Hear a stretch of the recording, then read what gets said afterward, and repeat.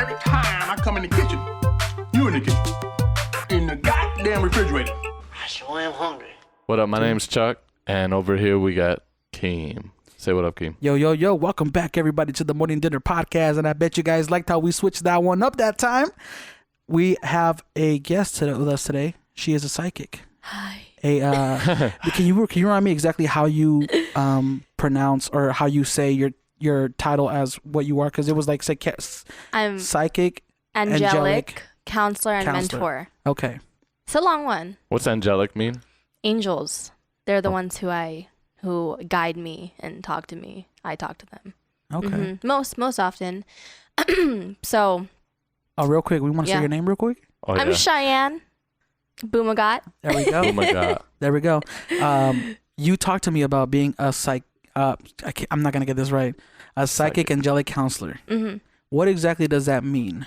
So a psychic angelic counselor basically means that as a psychic, I'm gonna break down the title for you guys. Yeah. Okay. So what is a psychic? A psychic is essentially somebody who has stronger extrasensory abilities, such as a lot of people call third eye, or they're like a lot of people know that they see ghosts and dead people. Yeah. Or psychics on TV and stuff that like read the crystal ball and tell the future and this and that, right?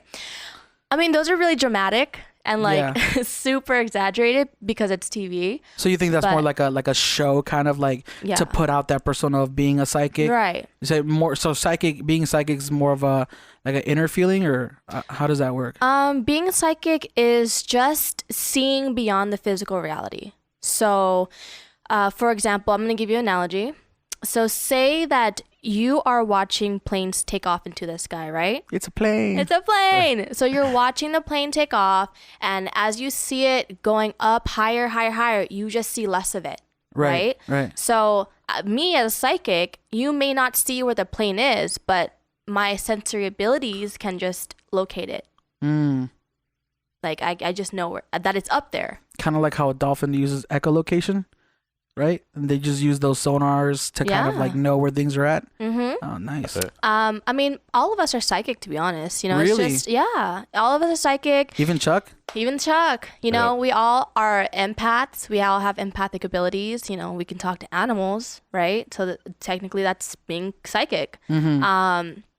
Now, like for me, I can see, hear, feel, and know. And I basically know feelings. I can speak to any spirit on the other side. I channel with my angels, and channeling is different than being psychic. So channeling is strictly like just talking to the other side and the higher realms. And as my psychic abilities, I can see into people. I can know what you are having trouble with. I know what situations is going on in your life. I know how to pinpoint all the stressors and the sadness or like traumas that you forgot about in your life, and I can just pinpoint that. As when I do that, it's because it is ultimately affecting the life you're living now today, right? So what I help other people do as a psychic is that's what I do. I pinpoint those issues because they're trying to have better lives. They're trying to live their life's purpose. They're trying to live more fulfilling, but they feel stagnant. They don't know where to go. They don't know what's happening. Right. I feel like that's something that a lot of people deal with, especially now with the whole, and I won't say that's like a movement, but like I have noticed it more growing up that there's like a mental health issue, not even in this country, but in this world. Right. Right. And so, what I can do, I found through my abilities, I found my niche, like my pathway of how to help people. So I basically, I help people know their goals. I help people create the goals, the life of their dreams, and then I'll re-engineer backwards onto creating actual goals.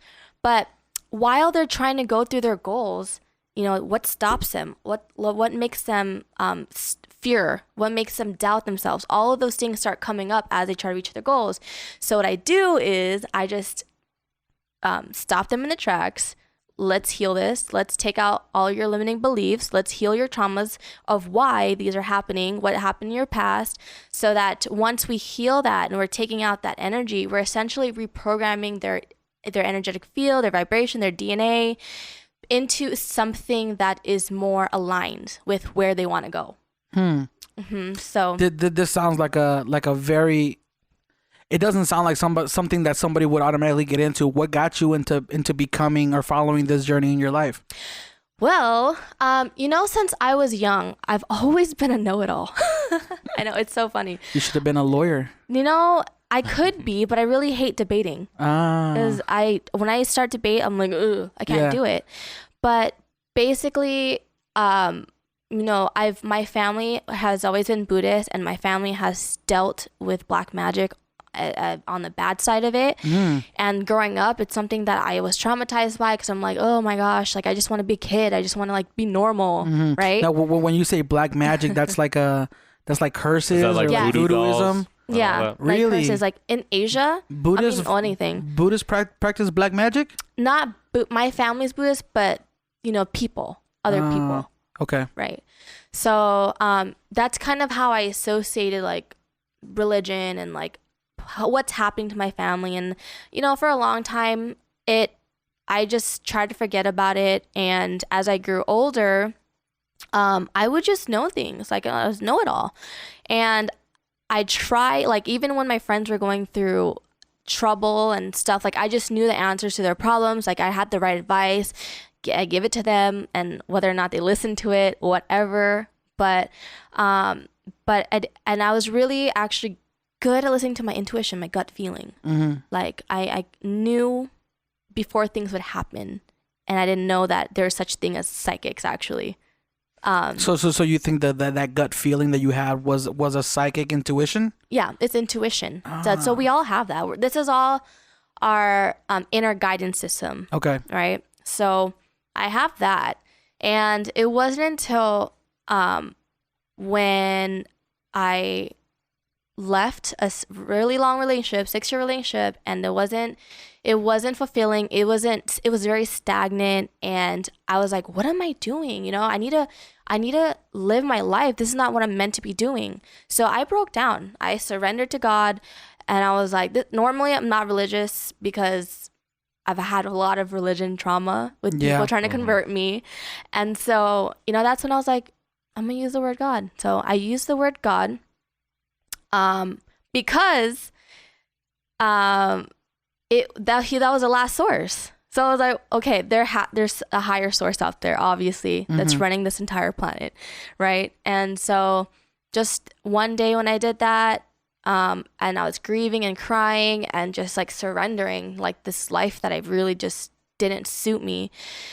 That was when the next day I started feeling so different, so weird. I was just like getting anxiety. I felt like I couldn't, like I was dying in the house, in the place, in the situation, the people that I'm around. I felt like I don't even know who I am. I'm like going crazy. Yeah. And so I just had like inner dialogue in my head, like, you need to get out, go, leave. So I'm like, okay, I gotta get out. I'm gonna leave. So when I did that, what I asked God during that surrendering was, God, please put me on the path to what I'm supposed to be doing with who I'm supposed to be doing it with. And so literally like a few days after that, after moving out, I got revealed to my twin flame, is what it's called, like my soulmate. Oh, okay. I was gonna say, what's a twin flame? Yeah, it's like your soulmate. The person that is like half of you, or parts of you, like you're intertwined, right? No, let me ask you this, because you mentioned being psychic and all that stuff. Do you think there's one person for everybody, or do you think there's multiple? No, it's one multiple. Person? So when you said you found your twin flame, you found somebody who has those characteristics that complement you, right? Yes. Okay. Yeah. That makes sense. That complement me. And there's many different situations with twin flame relationships, many different situations, but I've been lucky to have my situation in this lifetime with my husband. So when so I was going through spiritual awakening as I was really researching about soulmates and what that meant, and what does spirituality mean, and I was just going freaking information junkie, just reading. Yeah. And so when I met my husband, I got revealed to him, and at this moment, I was like, oh my God, I want to get another relationship. Like, I'm trying to do me, like I'm trying to be independent. But then I was like, wait a minute, I asked for the person that I wanted to be with. So here he is. What are you fighting for? What are you fighting about? So then I surrendered to that. So what was it that originally made you go, I want to do my own thing? Like, what did you just like not want to be in a relationship at the time, or I wanted to, or was it something about his personality that made you go like, oh no, I want to do my own thing?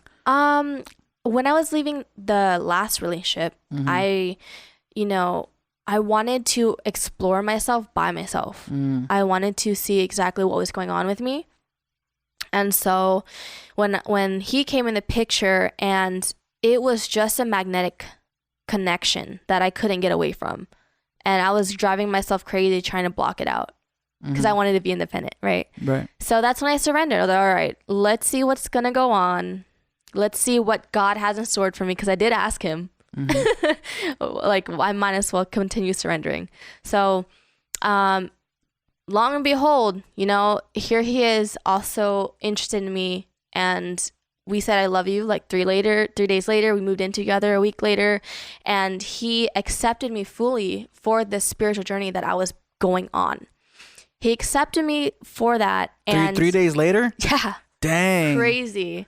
That's super crazy. Yeah. And like, it, and but I have heard of things like that before, where like some people are together for 8 years and they're still not ready, you know what I mean? But then some people like I used to have this boss, and I think he met his wife online through like a dating site, and they had met for the first time, and she ended up moving in with him after like 3 weeks of dating, I think it was. Yeah. So I mean, I know, and they've been together for like 5 or 6 years now.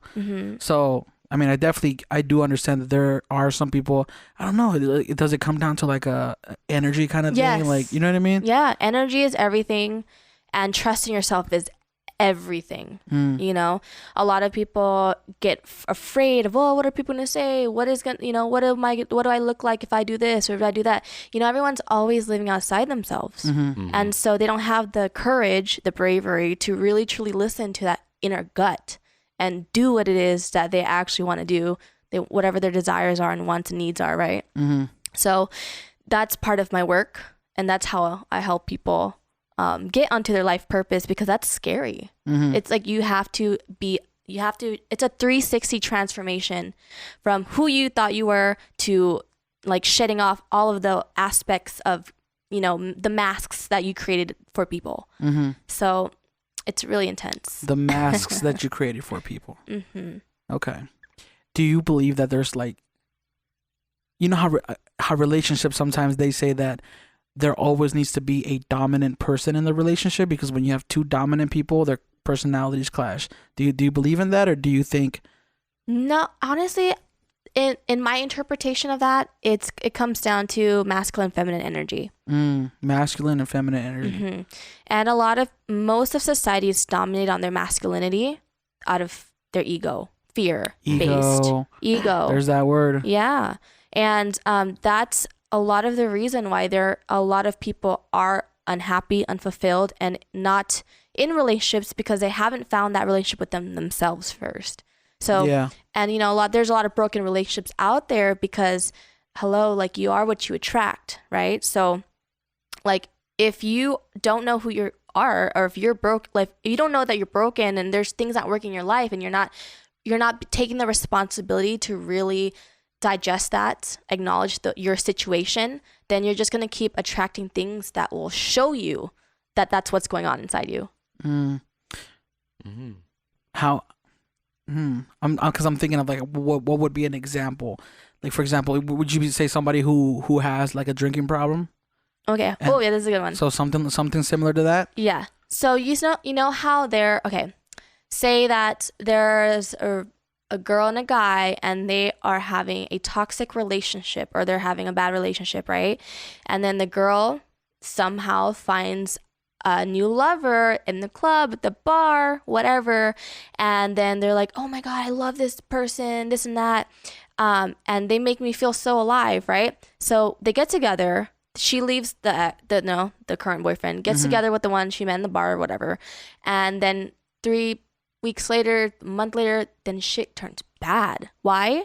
Because their demons got attracted to each other. Their egos, like the toxic habits that they have in them within themselves are synergized. And so that's kind of like, that's kind of how I feel like. Would you say it's similar to like people meeting on Tinder or like a dating app like that? Yeah, it could, because that platform is so desensitized that you then, I guess, like you said, their demons meet, right? The worst part of them meets. But I think it could also be positive still too on Tinder. No, it is. You know? It is. True. Like I said, it's who you are is who you attract. So if I am who I am today, and if I was single and I get an inkling, I want to go on Tinder, possibly I can have somebody reflecting me who is on there too, because they don't know anywhere else to go try to find somebody, right?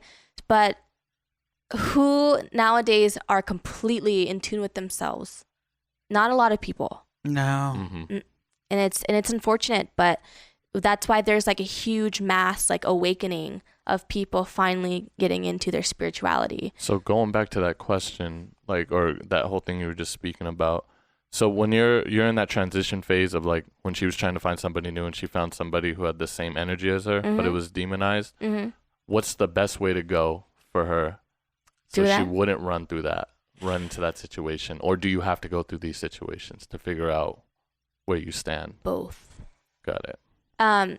Honestly, this is a really long topic. Yeah, it's good though. But I love it because it's so deep and intricate, and my understanding of it, maybe I can articulate it better than some other people, so that just, people who aren't used to the terminology would get it, right? Yeah. So basically, as a soul, this is a breakdown of how we come here. So we're outside of Earth. We're souls. We're energies, high dimensional beings, full of happiness and just unconditional love. And we have decided, out of all of the galaxies and the universes out there, planets that we're from, we've decided, I want to go experience what it feels like to be blah, blah, blah on Earth. So our soul has a contract, essentially, with the higher dimension. Like, hey, I want to go on Earth, do this, this, and this. And literally our soul has in details of what we're going to experience on Earth. But within those details, there are multiple timelines of what you can go through. Damn, that's deep. So you're saying like your soul could have had that contract for like somebody who was born in like the 1600s versus somebody who was born now. You're gonna be faced with a whole new list of different abnormalities, or yes. I mean, I've lived 50. My soul, me, I lived 50 years prior to this lifetime right now. So our souls can, it's essentially reincarnation. But also you believe in reincarnation? Yeah, reincarnation, it's said many different ways. But when I think of reincarnation, it's like, okay, my last past life, I was an Indian chief, and I had a gang of wolves, and I was the ones who were trying to go out there and protect villages who were trying to get murdered and and like basically killed. How did you find out about that? Like what made you realize that's what your past life was? Also, like, how would somebody know what their past life is? Would they have to go to somebody who's in an angelic counselor? And really? Okay. Well, for me, because I have universal source I can channel anything. If you ask me a question, I can find it out. I don't know it all, but I can know it all. I don't know everything, but I can know anything. That's how I say it. So you have like a psychic Google in your head? Yeah. That's what it is? Basically. That's a good way to put it. Yeah, psychic Google. But, it's in order for me to be able to be balanced in everything and being a human and a psychic, like it takes being grounded, and it takes knowing yourself to the fucking bone. Right? So, because this, like, you can't know everything, and not everything is meant for you to know. because essentially it would you don't need it. You would just hoard shit in your body for no reason. Ooh, I had to cough there. Yeah, I guess that would be you'd be a hoarder at that point, right? Mm-hmm. I mean, we're moving right now, and there's things that I'm finding throughout the house. I'm like, oh, Yeah. I forgot I had that. Throw it away. I would like to. No, I'd like to sell it. Or that. You know what I mean? Or Mhm. that. Yeah. But yeah. Yeah. Are there? Would you say there's any common misconceptions to people who are psychics? Common misconceptions. It's not that it's common misconception is that people think that psychics are one, like all psychics know the same thing. Like anything else in business, in life, in career, we all have our own separate unique niches and our own skill sets and our own talents and abilities, right? Mm-hmm. So psychics are the same. If everyone was like me, then I wouldn't be here, right? Or like, for example, mediums. If mediums are people who can speak to the crossed over, means like the dead. Essentially, they can channel with them and see them so that they can help their families, whoever's alive. So basically, it's the people in the movies who have the table. I see dead people. Right, Mhm. and they kind of like the lights go dim, and then the lights flicker. Is somebody on my phone? Jesus.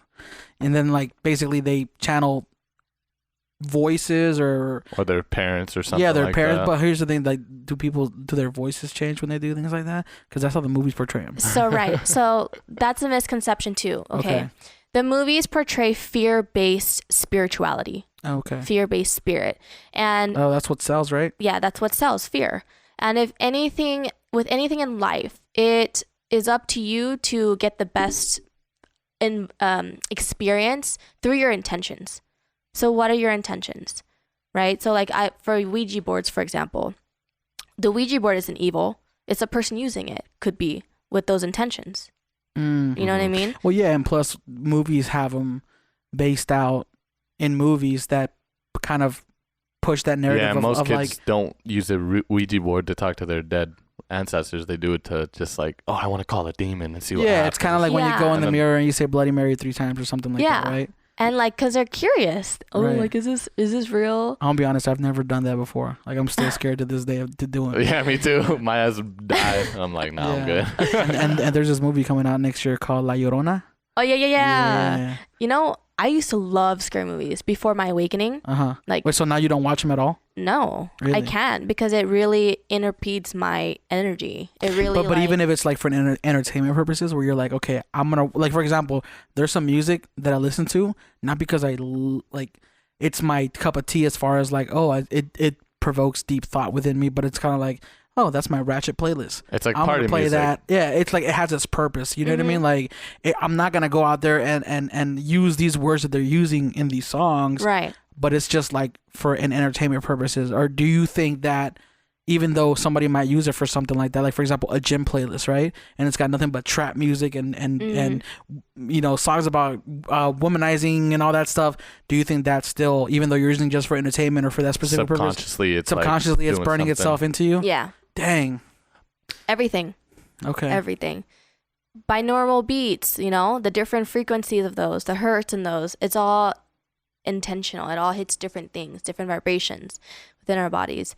So like, that's why I don't, because I am in spirit already, and I am in, the high vibration energies. Good vibrations. So the good vibrations. So it wouldn't do myself good to watch a scary movie, because the vibration of those scary movies is just gonna keep pulling me down. Mm-hmm. And it's not scary, because honestly, when I watch scary movies, I think of like the directors behind it and all the CGI and all the freaking editing, makeup the and all makeup. that, yeah. I see through all of that. But just the intention of what they're doing, I feel it heavily, because I'm an empath too.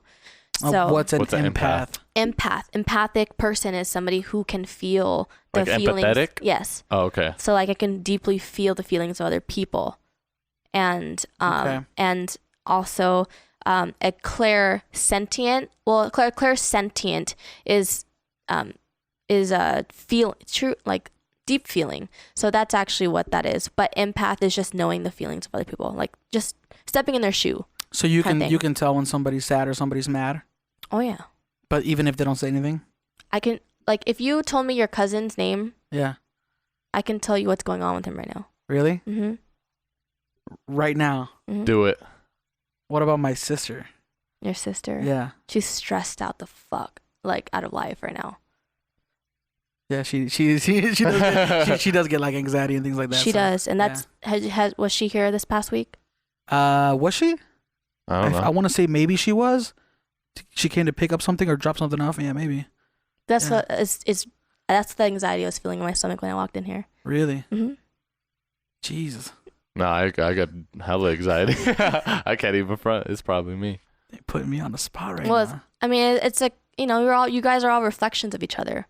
So you've all attracted each other. So there's like bits and pieces of within you guys that are, you know, synchronized. Mm-hmm. Mm-hmm.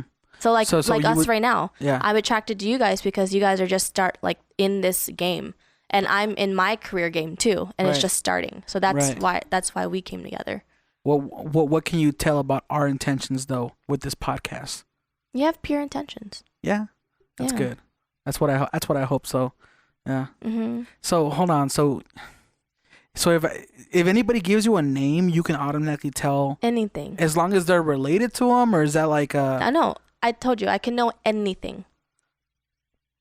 Dang. Like it's really intense, but I help you process through those things. So can I try? Go ahead. Do I say the name of my brother? I forgot what it was. What did we do again? So do you want to know about your brother and your mom? Yeah, I just want to know how you feel.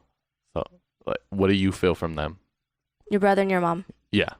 You see how I just pointed them two out right now? Mm-hmm. Because they're heavily in your thoughts right now. Mm-hmm. You're super worried about them because you're afraid that they're gonna make the wrong decisions without your input. That's one of them. Mm-hmm. But that's why you have anxiety for. And also because I'm moving. Yeah. So, I mean, that's cool though. Mm-hmm. And I think low key that you kind of want your mom to live with you to help her. That's dope. Mm-hmm. I'm just finding out about this right now. What? What you just said. Oh. Yeah. She ain't living with me. She's living with my brother. She's good. Nice. But so, go ahead. Dang, it's just, I mean, is there a certain event that happens in somebody's life that makes them realize, okay, let's say you did find out you have that, I keep thinking psychotic. It's psychic, angelic. Psychotic. Yeah. It is crazy. It's okay, so you find out you have these powers. What makes somebody like you go, okay, now I want to use it to help people versus like I just want to win the lottery. What are the numbers? You know what? It's my life purpose, serving people. I've always, growing up as a motherly person, and I always wanted the best for everybody. And, you know, I've tried, like I'm an entrepreneur, and what do I be an entrepreneur in? Right? Mm-hmm. So how do I be an entrepreneur and be fulfilled? So that's step 2. Now, how do I make money being an entrepreneur and fulfilled? Mm-hmm. Step 3. But where? Right. Right. So all of those things you really have to like just keep like chipping away into who you are. And it really takes a lot of commitment and dedication to really get to know yourself and to really take out every distraction, thing, person, family member that isn't where you want to be. You have to do it because that's you doing that is just you respecting yourself to core and just loving yourself deeply. And it's that energy when you begin doing that, taking action and leading by action is they'll start feeling it and they'll start seeing it. You don't have to say a word. They're just gonna do it. But you gotta be laser focused in really like getting to know who the fuck you are. Right. And there's different I have many different purposes. Right? We have a soul mission here on earth, but like I said, there's like many different purposes, life purposes. So, do you think everybody on this planet has a purpose? Everybody. Mm-hmm. And like I said, everyone has a purpose, but in order to get to that purpose, they have to know what, like, through their decisions, really puts them in the different timelines that they're in. You have the really shitty timeline, or you have like the highest self timeline. Right. In this life. Now, because you mentioned that everybody has the ability to be psychic, or they are already psychic. I mean, think of it this way. Everybody has the ability to play basketball, but you ain't gonna be no Michael Jordan. Right. Okay. Right. That makes sense. Right. So okay, so you said everybody's life has purpose. When you say purpose, you don't look at it from a, okay, well, your purpose is to be a singer, your purpose is to be an artist. You don't look at it from that standpoint, right? How do you look at purpose? So when I am mentoring my psychics, once they know their purpose, into an actually now they know their purpose as a psychic. Now I mentor them into an entrepreneur. So I show them, I find their niche, like they know their niche, who their audience is, because it's like I work backwards. I work from the inside out, not the outside in. So because we all have different audiences that are out there that are waiting for us to become that person that they need. So it's up to us, right, to be committed in being that person, like 1,000%. I'm sorry, can you say that one more time? So it's up to us. So all of us has an audience to help serve, and they're all waiting for you to become your highest self. They're all waiting for you. So your due diligence is to be committed in knowing who you are down to that core, so that you can begin attracting those people that you need to serve. And you're going to know, I mean, they're going to find you because you know who you are. You're going to know how you're going to make sure that you attract them, what avenues they're going to come through. But what if it never happens? Then you just and then people die unfulfilled. They die unfulfilled. They leave Earth, look at their contract. Shit, I got a fucking D-. I need to go back there. I need to go back in Earth and try to redo this. I need to get better at this. So you think that when somebody dies, if they die in unfulfilled life, they come back to try again? Yeah. Because honestly, this world, okay, this is going to blow your minds. Yeah. Outside of this world is complete love. All of the different species and dimensions and aliens out there, they're all watching us because they can't believe how egotistical, fear-based, psychotic that we are as humans. And all the times and they're sometimes afraid to come down here because they don't want us to start a war and they don't want to get killed. And they're just like trying really hard to try to help us elevate, help us transition into better, evolve into better humanity. So it takes yin and yang, right? Yeah. Bad energy to make good energy happen, good energy to make bad energy happen. But like, this world's super intricate. So you think there are aliens out there who are watching our evolution? Yeah. So okay, because I've heard something like this before. I might have watched like a YouTube video, and they mentioned how essentially there's different layers of consciousness, right? And depending on, like, for example, right now our souls being trapped in these bodies, that's like a very, very basic level of consciousness, to where we actually need physical bodies to go from one location to the other. But then once you transcend to that next level of consciousness, you literally exist at all times throughout everything, and it's like a whole nother oneness. Yeah. I mean, there's actually what I send to my clients is that I have this article that kind of explains the 10 levels of consciousness, and I have them go read all of them and see where they are. And we're all at different consciousness levels at all different times for all different reasons. Everything is happening for us very specifically. Like I said, it's all written in our soul's contract. So who writes these contracts? Our creator. Whoever that is? Yeah, whoever that is. And so it's funny because there's people out there who will say like I don't necessarily say I believe in this or that, but I know there's something out there. Like somebody that's almost something that the majority of people can agree is like, yeah, there's a higher power. Maybe it's Jesus, maybe it's somebody else, maybe it's, I don't know, because there's so many different religions and so many different avenues, right? For spiritualism, whatever it is, we can all agree that it's religion something. And spirituality is separate. Really? Yeah, because you can be spiritual in your religion. What does it mean to be spiritual? The definition of spiritual is pertaining to your spirit. So people can be raised by a certain religion, but maybe they don't follow what that religion forces you to practice, and you still call yourself that, but really you listen to yourself. You listen to your intuition. That's pertaining to your spirit. That's all it is. It's just like listening to your intuition. Right. So because I always say, like, even though I'm not necessarily like even religious, and I don't really consider myself to be spiritual either, I've always said, like, my philosophy in life is just to be a good person. Right. Be a good person, and people will be a good person back to you. Yes, there's always going to be those people who try to, do you bad, but kind of like the law of attraction, right? You attract what you give out. So I mean, I don't know, like, so what are some practices that somebody who's spiritual practices versus somebody who's religious? So, you know, when, for example, like this other day, I had a Christian lady come try to convert me into her Bible study, and she's saying to me how there is no way to reach a heavenly God unless through Bible study or through Jesus. And that's her life. That's her makeup. That's her religion. And, you know, instead of defending myself and who I am, you know, I just let her be. She's on her path, and she's there paving a way for other people who need her and who need to be guided in that certain way, because we all come here to live different things, different experiences for different reasons. And so I just let that be.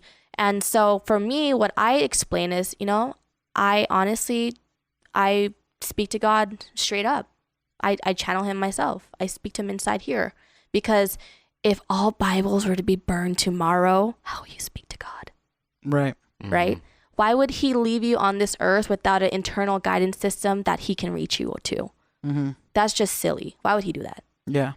So what I tell people is like, okay, the Bible is honestly a really great, powerful tool full of like awesome wisdom and like life experience. You know what I mean? That like it can help a lot of people and a lot of nations.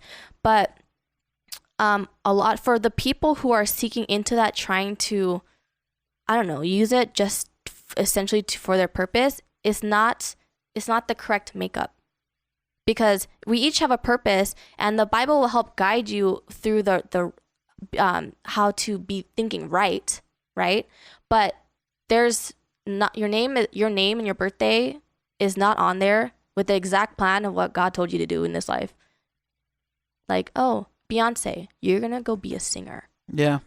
Jay-Z, you're gonna be a fucking philanthropist, investor, and a baller. Yeah. You know what I mean? So how do we reach our purpose? But first, you got to go start selling crack if you want to get there.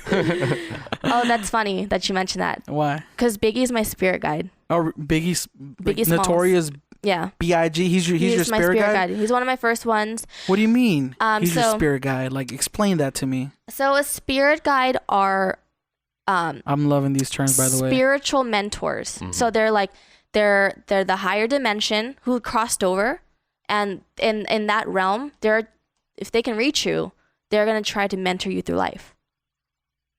Okay. That's basically what they are for me. So you're saying Biggie Smalls, he can reach out to multiple people? He can, but this is how I got to actually knowing that he's my spirit guide. Yeah. So during my awakening, one morning, I had this crazy, super lucid dream that I was sleeping in my bed, and there was a tall, bald, like basketball player looking guy coming toward me through my bathroom.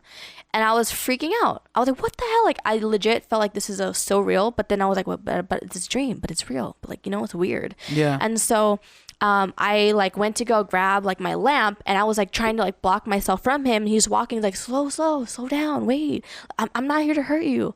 And so I'm like, what? And then he's like, follow me, and he pointed like to my kitchen.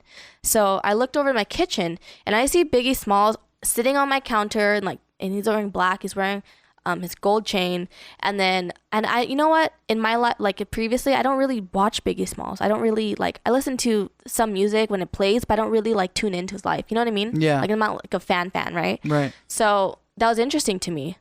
Like, why am I having a dream about a basketball player and Biggie Smalls right now? Right. And next to Biggie Smalls was also like a jazz player kind of guy in a leather jacket, and he had a hat, and both of them were just like tuning their head back and forth. And I was like, what are you guys doing here? And they're like, we're trying to help you. And I was like, what? What the hell? This is so weird, right? He's like, what? I was like, what do you mean? He's like, don't worry, baby. And I was like, okay. And then literally I woke up. When I woke up, I looked at my fan and my light, and it was fuzzy. Like it was like vibrating, like waving. And I was like, all right, I what? Like I think I just jumped a dimension. Like I was just in another, their dimension. Yeah.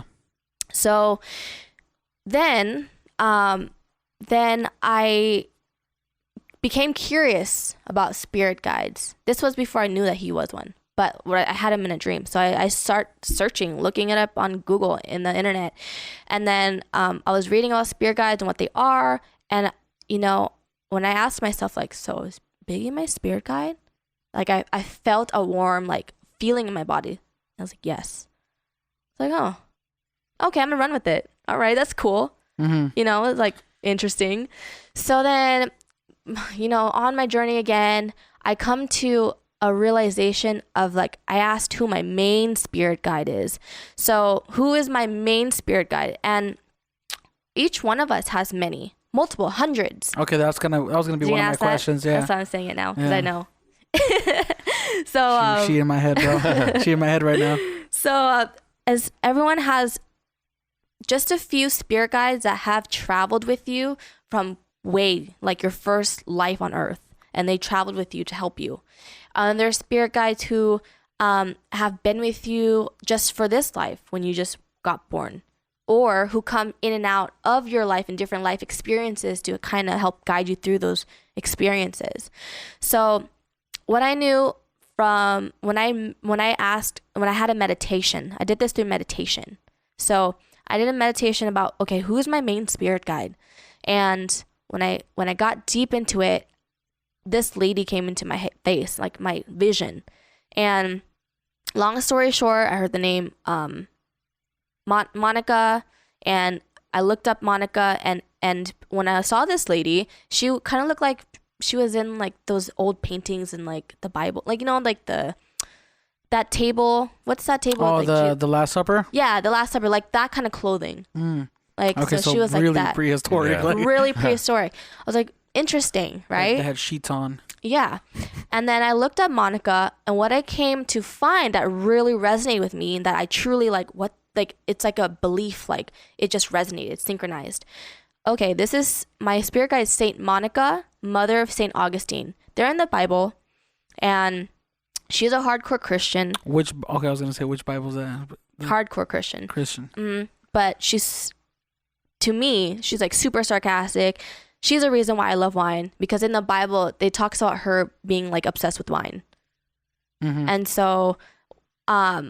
so I kept channeling with her. Like I finally developed an ability to believe myself of actually the thoughts that come in my head are not me being crazy.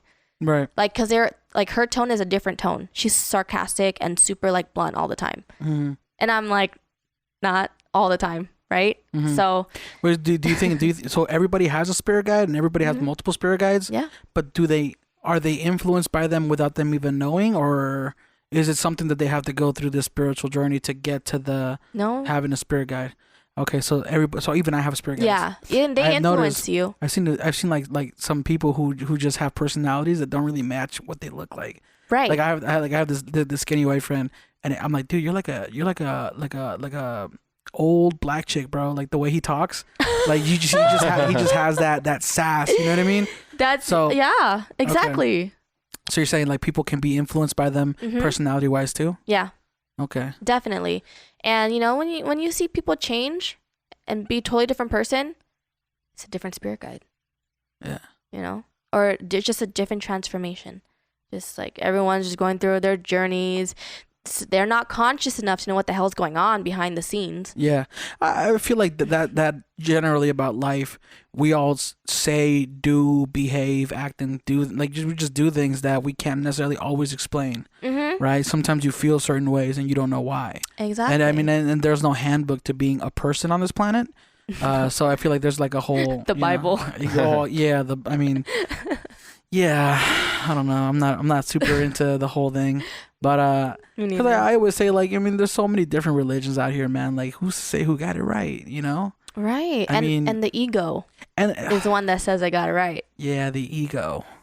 I just say, man, I'm happy and fulfilled doing what I do. I think I got it right for myself. Yeah, and that's what matters. How would you say Biggie Smalls has helped you? Okay, so moving on to the story, what I realized is that Biggie Smalls is actually training under Monica. She's training him as a spirit guide. And Biggie, he was really helping me at the time automatic right, meaning he was helping me really like ground all the like universal wisdom and the messages from my angels into writing or texting. So I can just zone out and just like type stuff and all of it comes out. And Biggie helped me do that. And he's helping me copy, right, too. But he grew curious as to like guide me into trying to reach out to his ex-wife, Faith, and to tell her who the murderer was for him. And I did. And I tried to reach out to her on Instagram. Wait, so you're telling me that you know? Yeah. Damn. I'm kind of curious as to asking who. Are you allowed to say? I don't know. I don't know. He said just say it. Okay, John. I don't know, John. I don't know who it is, honestly. I don't know, but that's the name that's what the name he told me, John. Does he say John is in association with whoever murdered Tupac? Possibly. No, he said no. He said no? Different people. There you go, guys. You guys heard it here first. What if you got murdered and you didn't know who killed you? Then you just wouldn't know? No, I think you would find out, right? Or would you find out? Or can you find out? Oh, like after you cross over? Yeah. Yeah, you know everything. Really? You know automatically know everything? Well, I mean, when you cross over, you are expanding to know everything. Yeah. You know, you're like seeing yourself outside of your body, but you're still in that phase of, you still have your ego still like kind of residue. You know, the residue of your ego is still there, and you're who you are. Everything's still there. So this is interesting. I'm going to go into this topic. How I know. I'm going to tell you how souls get cleaned off from Earth. Okay. So this one night, my husband and I did shrooms, and oh boy. My intention for this shroom moment was to go back home, go back to my who created me. Where was I born from, right?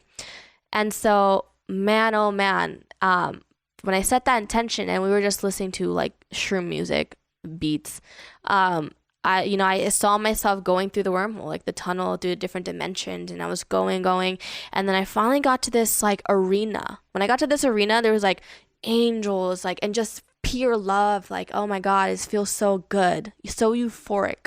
And I was just like, and like, I just feel like just a halo, like, there was like, hi, what's up? Like, so happy, like, and I was like, wow, this is where I came from. Like, I'm like, that's how I know I talk to angels, because I went there. Mm-hmm. So for myself, I'm an earth angel, and that's kind of my purpose, like my archetype, my soul archetype for this lifetime is a soul angel. What are the different archetypes? Earth angel. Yeah, this is doing some video game shit. Yeah, what is that? Yeah, you should definitely like think about making this a video game. I play the shit out of this video game, dude.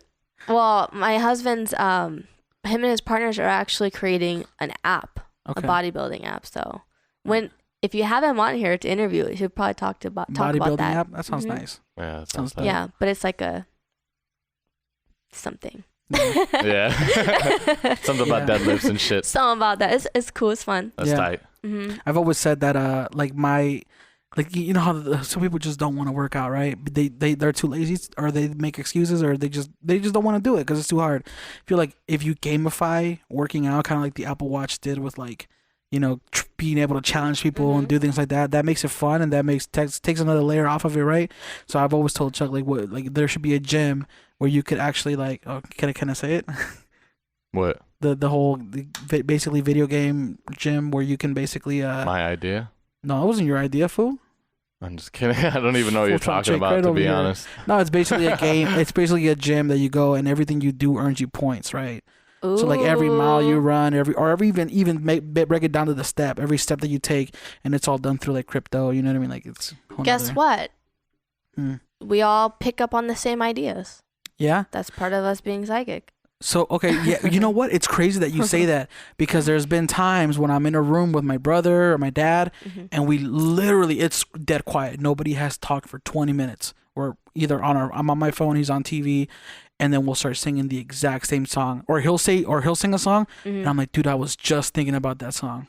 Yeah. That's being telepathic. Yeah. So it's pretty cool. So that's why they say there's no such thing as a new idea. Like everything's been done. Yeah. It's just up to you to execute it. Yeah, fruition. Well, I mean, if you really break it down, who was it that said it? Quincy Jones said that there's, I don't know if it's him that said it, but it's him where I heard it. He said there's only 12 musical notes ever in existence, and there's only 12 notes, but look at all the different songs you know that people have made. So yeah, when you have a foundation and you become resourceful and creative and shit, you make a lot of shit happen. Do you think people take on characteristics from people they hang out with or they're around constantly, or? Absolutely. Like you are who you attract, and all of that energy rubs off, right? Mm-hmm. So, let's go back to sorry, we keep getting distracted here. We're just like going over topics all the time because there's just 10,000 so questions. Much. Yeah. I mean, maybe I'll come back. Yeah. And we'll just keep talking about new things. But back to the going through the shrooms. So after I saw the angels and everything, I traveled down to a different dimension, and it was like a hallway with like doors. You know, like massage doors, right? You saw like things like that. And so I go into the first door and like, oh hey, sounds like super like tired. Go to the next door. Hey. Sounds like this nigga's on crack. And then, am I supposed to say that? Sorry. You're good. This world is so different. I don't know. Oh yeah, everything's offensive. Okay, but then the last door was more offensive. It was like, I opened it, I was like, fuck you, get out. And you know what that came to my mind? This guy is Kim Jong-il, North Korean leader. What? Yeah. And oh my God, I was like, wow, it's taking him such a long time to get cleaned. Like from his soul. King Jong-il is the dad of Un, right? He's the one. He's like one of the worst ones, right? The ones who are like poor people in North Korea. Yeah, I don't know the story too much, but I do know he was a bad guy. Exactly, and there it is, bad guy. Like you're in a dimension, and you still have human ego coming out, like cussing at me right now. This is crazy. And so when I traveled back and I got back into my body and woke up, I was so afraid, guys.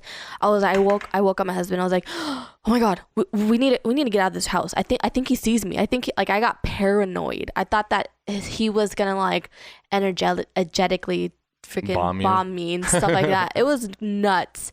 And so after that, my husband and I drove like across the street to Jack in the Box parking lot to sleep until the sun came up. Wow. Paranoid. Yeah. Be careful too. Exactly. I'll just say that's just shrooms though. I mean, shrooms, man. I haven't tried them, but I've heard some stories. No, because shrooms with me, like everything has to do with your intention. And so I love shrooms personally, but during that moment, because I'm you're in a different energy field. So when I met him, his soul, that was the thing that I was like, holy shit. This, like, going through that situation is probably why I'm telling the story now. Like, the different dimensions in this universe. Like, things like that. Yeah, because that's the one thing, like, when I took acid, not my first time, I'll say, like, I don't know, however many times. But the thing I like about it is it kind of, like, takes me through all my emotions. And it'll progress through each one. And it feels like something's watching you and waiting for you to like, okay, how are you going to deal with this emotion? Yeah. Then once you pass it, it'll move you to the next one. It's like, okay, what about now? And then the next one, and then the next one. And then finally at the end, it's like, okay, you figured out all your emotions, you went through everything. And then you just feel bliss and you feel good. That's why I always like it, because it puts me into each emotion and like tells me what to do. Like, okay, you need to fix this, and this. You should start doing this. But a lot of times, like, I do believe alcohol, bad food, fucking stress, everything, it's like blocking your third eye or whatever you want to call it. And you become a little bit fuzzy, and like a lot of people don't understand, like, whatever you want to call it, the government or everything. But everything we do, and me and Kim can kind of like talk on this, like, we've been eating not the best. Lately. Yeah, we've been messing up. I've been feeling fucking terrible. Like, not even like in my place. You know what? I'll say this. It's an experiment. Dude, like, realistically, I just gave it purpose, bro. Hey, we've been messing up. Meaning. I'm giving it meaning. Yeah. I almost want to do this just because now I'm like, I think I'm done. Yeah. And then we're gonna be like, yo, let's get pizza. No, I'm playing. Habits. I just think it's tight because it's also showing me like, okay, this shit's really making me feel bad. Fast foods and all this, and yeah, like, they say like the other day we went to Roberto's to get some burritos. We both got burrito. He got 2 burritos. I got 1 burrito and a quesadilla. And dude, it must have been like 11:30 at night, and we didn't go to sleep till like 2-3 in the morning. Because it was digesting, and you're. Well, no, it's just we're always like busy, and we're always doing something, or we'll like play a video game or something for a little bit. But I remember waking up like super early and just going like, oh, I feel like almost like when you have a hangover. And your head is just like messed and up. You're just groggy. Your body is just sluggish, and it's just like, you know what I mean? Like, it was not a good feeling, and that's actually the reason why I stopped drinking. I stopped drinking back in April. I didn't have I didn't thank you. I didn't have like a problem where I drank too often, too much, but like I did start noticing that when I did drink, even if it was a special occasion, I would not have a limit. You know what I mean? And when I don't like when I can't control something like that. A fish. Yeah, dude. Like I'll drink till I'll drink until I lose all motor function. Yeah. Those genetics. Yeah, those genetics right there for you, Mexican people, man. Because my body will puke if I drink too much. You know, my body's like, all right, bro. You're so I mean, I can talk on that one. What? Why you feel those things, and on a metaphysical level, on a spiritual level. Yeah, let's hear it. So interesting enough that the reason why they told me to go vegan was exactly the same thing. I've been eating processed food. I'm busy. It's heavy on your body. It's heavy on my body, right? But the one factor why they wanted me to go vegan is to detox my body from the energies of the processed food, from the produce. So, you know, all the cow, all the chicken, you know, everything that we eat, we're eating their energy field. We're eating their life experiences, how freaking shitty their lives were, and how they're being tortured and all that stuff, and how negative and sad and scarcity and fear that they felt, right? We're eating that. We're ingesting that. Yeah. Yeah, our buddy Gabe was talking about that too, about how basically like he'll do now 24 to 36 hour fasting, where he doesn't, and this is not like a fad, like he does it as a lifestyle, and he's been doing it for about a year or two now.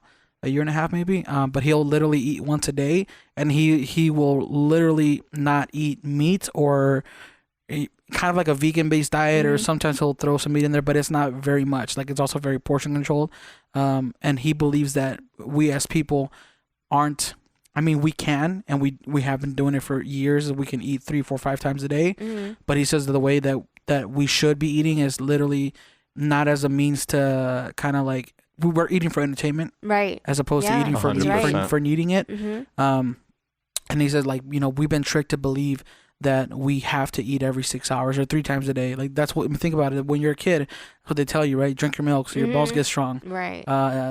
What's it called? Eat 3 meals a day because you have to keep going. And the thing is, like, I noticed when I first started doing like ketogenic dieting, which is like basically no carbs, I started noticing that my body got sick, but it also adapted. It adapted, and then I was starting to get used to only eating once or twice a day. What would happen if you ate carbs? Would anything happen? Would you feel shittier or no? Not to a huge extent. But when I was transitioning from always eating carbs to not eating carbs, I did get the flu. I got the flu. Yeah, because your body goes into like a shock mode, and that lasted like 2 days, I think. But once that was done, I mean, I was eating a very controlled, like, you know, 4 ounces of pork or something like that, with some greens, some cauliflower, just kind of like very low carb. I was taking in less than, I think, 10 carbs a day. Wow. Yeah. So really low. Yeah. I mean, I lost a ton of weight on it. So it does work. Yeah. The only thing is, like, when you get off of it, you tend to gain weight right back. You know what I mean? Like even if you're not eating badly, you'll gain it right back because your body's not used to what's happening, and then you start getting hungrier more. Like I'll notice now that I'm not on it, I do get hungry every 3 hours. You know what I mean? Yeah. As opposed to when my mind was trained to believe that I only need to eat once a day. I don't know. Life is just so interesting because like how I see it is like, you know, people who go vegan or just try to change their diet and whatnot, you know, because they want to live a better life and everything. But like people have to understand you have to have all the things right. Not just one thing. You can't just be vegan and think you're gonna be good. Strategic. Yeah, you gotta know that being happy is super important. Like if you stress every time you fuck up on your diet, that's probably worse than just eating bad. You know, because like stress is such a heavy thing on your body. Oh yeah. Plus you have that guilt. yeah, it's like, yo, you're stressing out your body more. So that's why I live day by day. Like I can legitimately say I'm stressed out because I'm fucking eating like shit. But it's also just because there's a trillion things happening right now. But I'm also excited. It makes me happy because I'm like, oh, I can't wait till I get back on my good health. So it gives me that little bit of like go to be like, okay, once everything's settled, and I know that they're probably like, why don't you just do it now? Well, because this is kind of like a little thing I like. I don't know. You know how we all have vices? Yeah. I don't do a lot of stuff. I'm not an addictive person. But I think like this time it does kind of just like straighten me away. It goes back to the whole thing of like, why do people let themselves eat so much on Thanksgiving? It's the mentality behind it. It's like a, a comfort feeling. I mean, yes and no. Okay, I'm gonna take you guys into the metaphysical routes. Okay, here we go. Okay, so the reason why our bodies produce fat is for survival. And a lot of times it's like when I was on a constant yo-yo diet, because I am a fitness person too. I do bodybuilding, bikini bodybuilding. And so the reason why I couldn't keep my weight off is because I was emotionally like suppressed.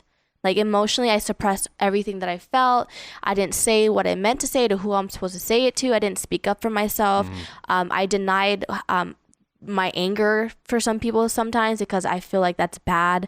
So all of those things cause our bodies to create like a insulation. So that's the survival mode for our inner selves. And so depending on where on your body it's located, metaphysically, also your body parts will tell you what aspects of your life that you're being affected, that you're having trouble and challenges with. And it's really interesting because, so this is a funny topic because back to like eating the meats and stuff and being strategic with your friend, and being, I believe in fasting because I fast too. But for me, why am I not vegan all the time? Because for one thing, in a spiritual way, all the animals want to serve too. They want to give too. Now, besides the animals that are getting like just tortured and like, made for conventional groceries and shit like that. But there are animals who are well catered to, who are tended to, who are like just living the animal life, and they come here to give love, provide company, and also to share what they can create, milk such as, and as their souls, they're here. I believe that not all animals want to be an animal forever, because I don't want to be human forever. So let me ask you this then, because since you mentioned that, do you believe that's part of the reason why animals weren't given the level of consciousness that we have? I mean, because you can't picture a chicken building a society. Right. It doesn't happen that way. They go off instinct, right? Right. And they do have their own groups. But can a human, as a human, when you die, can you sign off as like a chicken? Can you be like, I want to be a chicken in this lifetime? I honestly, it's infinite. It reminds me of that infinite realities, infinite choices and decisions. And so if I wanted to go be an ant in my next life, probably could. An ant? An ant. Why would you want to be an ant though? I don't know. Exactly, but why superhuman strength? you Because gotta have like an ant fetish or something. I want to be in an ant farm. I want to be a bee. Is it true that bees, when they sting you, they die when they lose their stinger? Bumblebees, I'm not quite sure. I'm not an animalist. Yeah, bumblebees for sure. If they sting you and they lose their stinger, because it literally rips out all their organs. Oh, what? Interesting. Yeah, I don't know if it's organs, but I know it rips. But their tail. Yeah. I'll just say this: that's a shitty defense mechanism. Yeah, I would never stab. I'd never be mad. Why would you? I'd be the most humble bee ever. Like. I mean, isn't it true? Me. Like flies only have like 24 to 48 hours to live too. That's true. Fruit flies. Yeah. But so back to like being an animal. Like animals have so much wisdom in their cultures and their society and how they, especially elephants. Yeah, and how they tend to into life, right?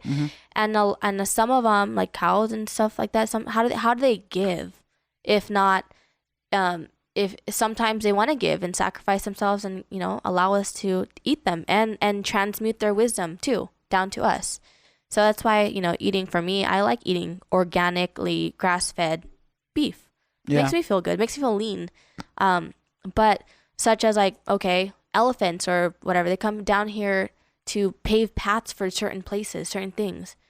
So it's like, it's all just everyone has like a specific, oh, this is meant for this is meant for this. But honestly, if you completely open your mind to all the experiences that are here on earth and just like let that be, you would live so much more free. Okay. You had mentioned knowing the laws of the universe before this podcast started. I think spiritual laws of the universe. Okay, what do you mean by spiritual laws? There's definitive laws that people go through or that they must accept? No, it's like, it's like the laws regulated here, government-wise. There's different laws and just, okay, like physics, the law of physics, gravity. You jump off a building, you're going to hit the ground.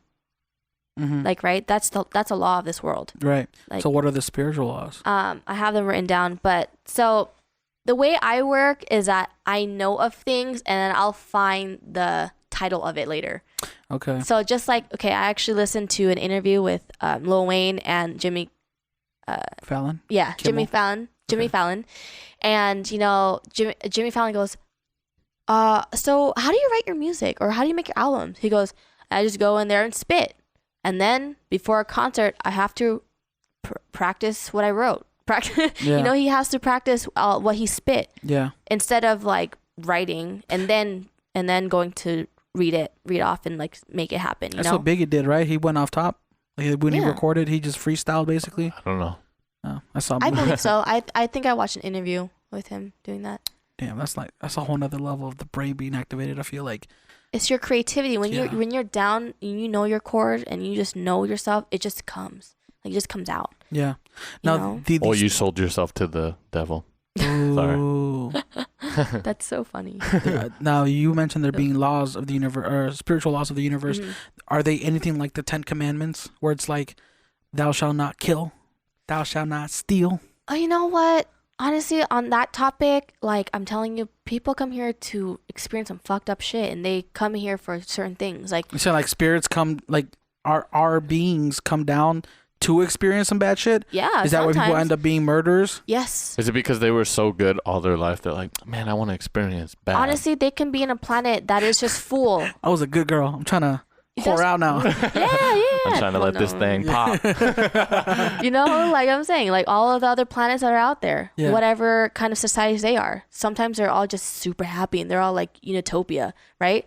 And they're like, I'm bored. I want to go learn some shit. So then I'm going to come down to Earth to do some shit. Sorry, I was messing with the cable right now. I'm trying to make sure that it didn't disconnect. Yeah, I was good? Hold on, let me see. You good for the live stream? We're good? I'm good. I'm still here. Sorry, did not mean to interrupt there. No, it's okay. But that's essentially what I believe. You can believe whatever you want. It's your truth. Yeah. I'm not going to tell you what to do. But you're wrong. No, but you're not wrong, because maybe you're not meant to learn this information in this lifetime right now. It wouldn't do you any good, because for what you want to experience, you don't need to know this stuff. Right? Yeah. So when you just... So going back to the psychic portion of everything. Oh. I know you wanted to look up some laws. Yeah. But I also want to ask you. Okay. Yeah, look up the laws. Can you read the future in people? Absolutely. I can read their timelines. Their timeline, so you can read their past, present, and future? I can know that. Now, how long does that take? Is it like... I just give them a step by step, like where they are, who they are right now, right? So essentially, that's all you can do. It's just, okay, you're this person right now. If you don't change this, this, and this is where you're gonna go. If you don't do this, this is where you could go. If you begin doing this is where you can end up. So it's like anything else, like any other kind of mentoring. That's kind of how that's kind of what, how I do things. But I mean, sometimes we're not meant to know all of their information for them. So I just pick up whatever I'm meant to know. Okay. And tell them, because like I said, too much information could be bad for people. Yeah. That's for sure. Because if I knew how I was going to die. Ooh. Like if you were able, you can't. Because if you knew you were able, like you were going to die at this certain time, you wouldn't know how. Yeah. And you'd be like, oh, how can I try to not die like that? But you don't know. Can you imagine if you knew definitively, like, okay, anything you do in this life, you will not die until this year, this time, you're this age by this cost, right? Wouldn't you go out there and do some crazy stuff? Yeah. I wouldn't kill or do anything weird. No, but I'm saying like but you'd also be like, but I'd live it up a little bit more. I think I'm gonna have that extra. Then why don't you live it up now? Yeah, exactly, and that's the whole thing. Live it up now. Yeah. But you know what? Well, we're living our best lives right now. Living our best lives with Roberto's. Oh yeah, 2 burritos. I was surprised, bro. You can handle 2 burritos. That's because those Roberto's burritos are pretty big, bro. They're like I used to eat that all too. 2 pounds of burrito. I just want to get to a point where I'm just eating a little bit healthier and being a little bit happier. Well, he was doing Soylent for the longest time too. Soda? Have you ever heard Soylent? Soylent. It's like Soylent? it's basically it's powdered food. Like you can actually get full off of it. There's some bad stuff in it still, but it does have a lot. Yeah, there's always like a little bit of chemical stuff in there to get FDA approved. It's supposed to be basically like all the healthiest fats and proteins, nutrients, minerals, everything that your body needs. And it's crazy because like I said, your best alternative for being the healthiest you can possibly be is eating raw vegetables and getting the uncooked. But me, I'm a little pussy when it comes to vegetables, so I'm like, I like Soylent because it was something that not only is it super fast because I can shake it up and go, but it actually filled me up. And it was like when I first started using it, I was feeling the nutrients. Like I can see it happen. Not see microscopically more. it happens. Yeah, you can feel like when you take a wheatgrass shot, you just feel more awake. You're like, and it's a different from caffeine. It's like it's because caffeine's a little bit more heavier. This one's more like vibrant. So I was feeling that for a little bit, but since I was taking it so many times, like I think my body got used to it. So there's nothing like it kind of like flatlined for me, and I wasn't feeling anything different. So I was like, well, I don't feel that hypeness no more. So is it not working for me? And then that's when things, and also just a lot of other stuff started happening. I was like busy. I could never, and I was being lazy, and I wasn't shaking it up at home. So I was like fucking eating fast food. Shout out to fast food. Shout out to fast food. God damn it. Keeping us alive out here. I'm going to go get some after this. Admitting. Just get French fries. You know what was funny is like McDonald's gets the worst rap for everything, right? Like that McDonald's is the epitome of like, yo, if you eat at McDonald's, like you're trash. Like, first of all, the shit that they do in the industry, just their history of how they became a company and screwing people over. It's genetically modified. It's not real food. Your body can't digest it. Yeah, there's videos on YouTube or Facebook, which is all true. But it's why is it the biggest company? You know what I mean? Exactly. Why is it the biggest company? Their marketing's legit. Marketing is on. She said their marketing is legit. I mean, like, for real though. I mean, I love McDonald's fries. Yeah. I mean, we all have those guilty. I'm getting hungry. I'm thinking of French fries right now. Bro, I'm not gonna lie. I was thinking about the pizza you were missing. We might have to do that pizza. Were you able to find any spiritual laws? Yeah. So I mean, there's a lot of them. The law of attraction. Why don't we just talk about? I'll talk about 3. Number 1, don't be a dick. Huh? Law of attraction. A lot of people, they get confused what the law of attraction is, right? Some people, when they watch The Secret, they're like, oh, if you think something, you just let it manifest. Yeah. No, not just that. You gotta do. Yeah, you gotta put it into motion. And then when you act like you already have it and you actually are doing it, then that's when it, like, the universe brings it closer and closer, closer to you. But you know what? You know how we fuck up those manifestations? How? Okay. So imagine, I tell this analogy all the time. Imagine you go to a restaurant and you sit down, the waiter comes, and you put in your order for a steak, broccoli, and mashed potatoes, right? Would you go follow that waiter to make sure that he goes to the POS and punches in everything right? Would you follow that ticket to the kitchen to the chef and make sure that they're handling everything right, they're cutting everything right? Would you do that? No. Right. So why are we so why are we doing that when we ask the universe for what we want? When we're just constantly asking, oh, how's it gonna happen? When is it gonna happen? Where is it coming from? You know what I mean? Yeah. Like, the more we do that, it's like us doing push pause from them manifesting it for us and letting it like miraculously happen. The opportunity show up for it to happen, right? And sometimes they're gonna create for you like 10 opportunities in order for you to get to that, make it happen. Right. So yeah, when I think of the law of attraction, I don't believe that law to a spiritual level, but I do believe in a physical level. Like, for example, like, you want to lose weight. Okay, then do the things that a person who is physically fit would do, right? Don't just say you want to lose weight. You got to actually take action on those things. Like, for example, some people are like, oh, I want a better job. Well, it's not going to happen if you just keep wanting it. You have to take actions, go Go out there and meet people. Go network. Go get your, like look for those opportunities. Or what kind of job do you want then? Yeah. Right. Right. But no, it's the same thing. Essentially the same thing. But the part that I'm more concerned with is the fact that when we put those orders in, is that we're the ones shooting ourselves in the foot. And we're not letting it happen. So how can we trust that the universe can let it happen? This is what the universe does. So when I was talking about those opportunities, so say that, okay, you sit at your table, you're enjoying your family, and you let the food get to your table, right? Say the waiter brought to you spaghetti plate. What are you going to tell that waiter? You got my order wrong, dude. Exactly. But that's all it takes. Okay, I'm so sorry about this, sir. Let me go get a new one. He comes back. He comes back with freaking steak, broccoli, and rice. Yeah. Oh, he got you. I asked for mashed potatoes, not rice. The motherfucker getting a Yelp review. You know what I mean? But, exactly. I was gonna say, are you at IHOP right now? What's going on? But like, essentially, life is like a big IHOP, man. It might take for a while for your food to get here, but it's gonna get here. But you gotta do your due diligence to speak up about what you don't want. Yeah. What you don't want. What you don't want. So you say people think too much about what they want versus what they don't want. Right. But so like when opportunities come to them, sometimes like people just settle because they don't have the confidence to do diligence to say no. So like, okay, I want the man of my dreams, and I want him to feel right with him. Say like a guy comes right to her or me. Say if the guy comes to me and something feels off, but it looks like on the outside he has everything that would fit me.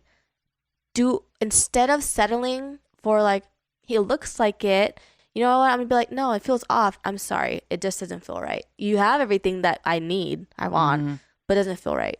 So when I have that due diligence, instead of just settling, like being excited, like, oh my God, this looks right, then the universe will be like, oh, okay, I'm so sorry. Let me bring you something else. Yeah. It's just gonna keep helping you puzzle closer. But that's the work that you have to do with them. So instead of chasing down the waiter, let the waiter come to you, and you just sit in your damn throne, in your damn chair, and you keep commanding what it was that you wanted. Queen. That's all it takes. I've always been taught that people can be in a relationship. Like, in order for you to be in a relationship that's successful, it's a given that you're both going to bump heads. You're both going to have issues. You're both going to get mad at each other. But I feel like people nowadays just give up too easily. And I feel like that's kind of what you were talking about right now when you kind of mentioned that. You mentioned if it didn't feel right, you just get out. What would you say to somebody who said that you should stay around and figure things out? For those people, if their gut instinct at first was to get out and they don't listen to it, then that's when they go under and all the different lessons and experiences that they didn't have to waste time on. But at the end of the day, is it wasted time? Yeah, do you also think it's learning? It's learning. Well? Yeah, it's learning as well. So if you can categorize this situation, if it's not right, as a learning lesson, you've been enlightened. But like really seeing what you need to learn. So then when you learn what you don't want to the fullest extent, then when you move on, you're like, okay, I dealt with that shit already. But sometimes people keep in that cycle. See, interesting. I've always been the kind of person to go with his gut. I've always gone with a gut feeling because I remember when I didn't, and then I look back and go like, damn, I should have done that. Yeah, never second guess. I always do that. However, I'm currently reading a book. It's called Spark: How to Lead Yourself and Others to Greater Success. No, it is. Yeah. No, I was just laughing. Spark. It's Spark. It's called Spark. Cool. And it basically teaches you how to be sparks. And in the book, it says that you should not go with your gut instinct, and you should always challenge your first instinct. How do you feel about that? Wait, what? Say it again? You should not go with your gut instinct and always challenge it. You mean, so go with your second choice, basically. Because you don't want to second guess yourself, so you wouldn't want to go with your gut feeling. You want to... that's kind of tight. That's actually interesting. That's cool. This is what I also tell. This is what I teach. It was a book more about leadership, not spirituality. I get it. Yeah. So you know what I mean? Like a lot of people, it's a book that teaches you how to essentially become a good leader, or not become a good leader, because it says leaders aren't born. Leaders aren't born; they're made. And anybody can be a leader, but you need to have certain characteristics to yourself. And it just mentioned how you shouldn't always trust your gut instinct. I'm not gonna be able to talk tonight. Yeah. And you should always challenge. Wait, they said leaders are made? Leaders are not born; they're made. Yeah. It's true. I thought they were born. No. I thought because like there's some people who like to follow, and there's some people who like to lead. Oh, for sure. Correct. Everyone I plays think their everybody part. has their traits. But if that person, that's always been a follower in their life, decides they want to, I get it. You know, Mm-hmm. Yeah, that's true. nothing's set in stone. I mean, Or do you know that? it's just about developing. You develop yourself into a leader. You know. Mm-hmm. But like, that's interesting you said that because first of all, like this tangibly it comes back to relationship. If you're with somebody and all this, and you feel inclined to like choose somebody else, like you have two choices, the person that you rather leave, you should just leave them and just go with the second person. So like for how that relates to like, okay, you should challenge your intuition, like your gut feeling. Mm-hmm. I mean, maybe he believes that, not challenging it in itself, but recognizing why you have a gut feeling for that. Okay. Yeah, that makes sense. You know? That makes a lot like, more sense, yeah. Why do I feel this way? Not that you're challenging it like, oh, I'm going to go against myself, but like, let's open this up. Let's dissect this feeling. Why do I have it? Mm-hmm. Where is it going to lead me to? How is it going to help me? What are the other two laws of the universe? Well, I call it like the law of reflection. Well, it is a law of reflection. But the law of reflection, so essentially, if we are all trying to be our highest self, the universe does a law of reflection by showing you the people, the circumstances, the situations that you're currently in, and reflecting to you back what's in you. So say if you're at the coffee shop and somebody cuts in front of you. A lot of people would be a victim first, right? Oh my God, that person cut in front of me. Mm-hmm. For me, I'd be like, this person cut in front of me. Where am I doing that to myself? Where am I cutting myself off from? Oh, got it. Right? So you go back to yourself. So it's like taking signs basically too? Yeah. Okay. Taking signs, don't take anybody personal. And, just be objective completely. Oh. When you're objective, that's when you get closer to being in oneness. Mm-hmm. I know somebody who recently, they're a photographer. Not recently, it must have been like 2 years ago. But they're a photographer, and then they had like $20,000 worth of equipment in their car, and somebody broke into the car and stole all that stuff. Right. And they had mentioned it. Crazy. They had mentioned that they weren't mad that it happened. I'd be pissed off. I'd be like, damn, that sucks. I'd be sad. But they were more looking sad. at it from a perspective of like, that person must have really needed it. Yeah. For that to happen. That's deep. Is that sort of what? I think she's more saying like, okay, like when she said the cut in personal line. growth. Yeah, it's for your personal. So he should have been asking, what have I been stealing from like myself? if I flipped out on you, and got hella mad at you, instead of being like, oh my God, why are you yelling at me? Being like, what I do in my life that Chuck is making. Like, is it, explain that? So there's two different things. Yeah, it's really confusing.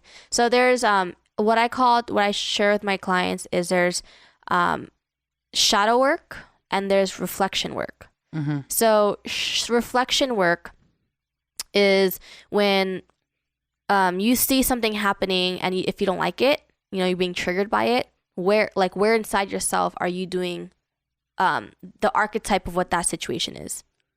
So like maybe you're not maybe like obviously maybe this person cut me off in line in the coffee shop. Maybe I'm not exactly cutting people off, right? Or if I'm like not cutting people off in driving, or I'm not really doing that. So but like what other aspect of my life am I cutting myself off from? Like possibly my ideas. I have ideas and I cut myself off from them, or I'm working on something and I just cut myself off from it. Yeah. Right. So like those are just like reflections of self-destructing habits that aren't gonna help you get aligned to what you want to be and who you need to become. So then the other thing is like shadow work. So shadow work is the way you, like when you see somebody act in different ways in their personality and it triggers you and you're like, ugh, right? It irks you. Mm-hmm. Where in yourself do you act like that too? Or where in a situation in your past experiences have you acted like that you still holding some resentment or like some animosity or grudge inside your system, inside your energetic system? So then would you say it's like kind of like karma? It's like a karma. It is karma, but it's shadow work. Shadow work because it's a shadow inside yourself that you can't see.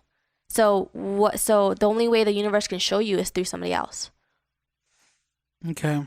But you have to be completely aware of it and be able to like be like, oh, I hate that, but I also do that shit myself. Exactly. Got it. That's cool. Because I've heard a lot of these things. Because I've had a lot of spiritual people around me and whatnot. But I think the thing that irks me, and it's kind of like religion, and I never put anything down anymore. But it's just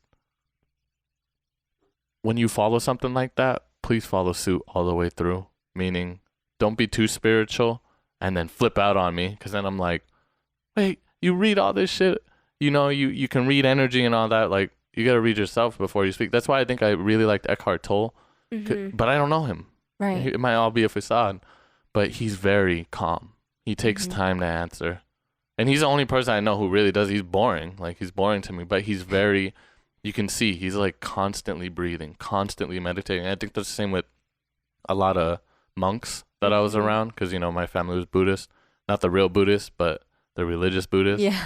But, like, those monks were very, very calm. Like, the calmest people I've ever met in my life. Like, they did reach, like, a different level. And they were always breathing, talking very slow, never energetic. Like, and I'm not talking about Shaolin monks, you know what I mean? Yeah. But it's pretty crazy how in tuned you can actually get when you just calm. And that's why, like, I'm finally starting to meditate, even though my fucking, like, little, like, antsiness is, like, I'm, like, breathing. I'm, like, damn, this needs to hurry up a little bit more. It sucks because it's just, I think we have so much stimulation around us. It does. So it takes being, like, they do that to be grounded. So you mentioned the law of attraction, the law of reflection, shadowing. What's the third law? Was shadowing a law? No, it's part of the reflection. Got it. It's just like a two-way thing. 2A, 2B. 2 for 1. The law of projection. I think that was the one. Like astral projection. I did that. Me too. Wait, yeah. Hold on. Can we? Let's hear that. I want to hear your. Mine? Yeah. This is a long time ago, once again, when I was around more spiritual people. But I had, like, a dream. It was in front of my house. And I was, like, astral traveling around the world, like the galaxy. Because I know what I see in my head, so I was able to, like, see my body in, like, third person and all that. But I met these really tall guys. Like, we were watching on, like, some movie screen. Like, me and my family, we were watching my astral projection. You know what I mean? Yeah. And I was, like, traveling to this one planet, or I think my brother was, and these two big tall dudes came, like, really tall people, like, really, really tall guys. And they were like, you're not supposed to be doing this, right? And I was like, why? Because they're like, it microly damages you in your real world. And I was like, that's weird. And then, like, they said something else, but I woke up, and then somebody told me, like, it was like, those Egyptian, what are the big people? Pharaohs. The Sphinx? I don't know. Is it? What are you talking about? What were the big humans that we all are? Neanderthals? Neanderthal? Neanderthals? No, I don't know. Neanderthals are just, they're not big. They're just. Well, there was back in the day, there was, like, these big giants. Yeah. There was giant people. Yeah. And I didn't know. I have no clue what the fuck they were talking about. I thought it was just tall ass dudes. Because they were, like, 10 feet tall. That's cool. They weren't, like, basketball players. You know what's funny? I watched the video that mentioned that was talking about how these statues that you see, like, in the pyramids, like, these big old 10-foot, 20-foot statues. They're not necessarily. They're not made people. big. They're not made big because that's what we wanted to idolize them at. But that's literally the size that they were. Yeah. And I think that's when I first started hearing about the different levels of consciousness. Is like when the bigger you get, or the higher you go up, the bigger you get, and the more your lifespan is basically increased. Like, Yeah. And there's supposedly, like, humans before us were able to live up to 500 years or something like that. You know what? And all of those things of what I was saying of the law of reflection, finding out those shadow work and triggerings and stuff like that, reflection, right? That tremendously helps your consciousness rise. Because you're consciously knowing. Like, when you're just continuously chipping away at understanding who you are, the closer you get to yourself, the closer you get to source. The closer you get to being one with everybody, when you're not projecting yourself to people. And when you think and you can articulate your own thoughts before you express it, right? It's kind of like think before you speak kind of thing. Yeah. That makes sense. I like that law. So going back to the third law, projection. No, so the third law I want to talk about is the law of abundance. Oh, okay. So our planet. Well, that would be the fourth law, wouldn't it? Because we had the law of attraction. We had the law of reflection. Oh yeah, and that was the shadow one. No, the trigger one is the law of projection. Okay. So there's a third one. There's a fourth law. The law of it. I want to talk about the law of abundance. So, personal goals for me. I mean, not just my personal goals, but what they told me. I know my soul's blueprint, the different purpose I'm here to do. So my soul's blueprint, I'm created to be a billionaire here. And so interesting enough, as I know this about myself, I am also trying to overcome the challenges of the ego of being scarce, of thinking that I'm limited to certain things. And a lot of times these limits, like say we don't have enough of, right? They come from our childhood, from our environment, and just from past lives and karmic, karmic genetics that come through us for us to think this way, that there's never enough.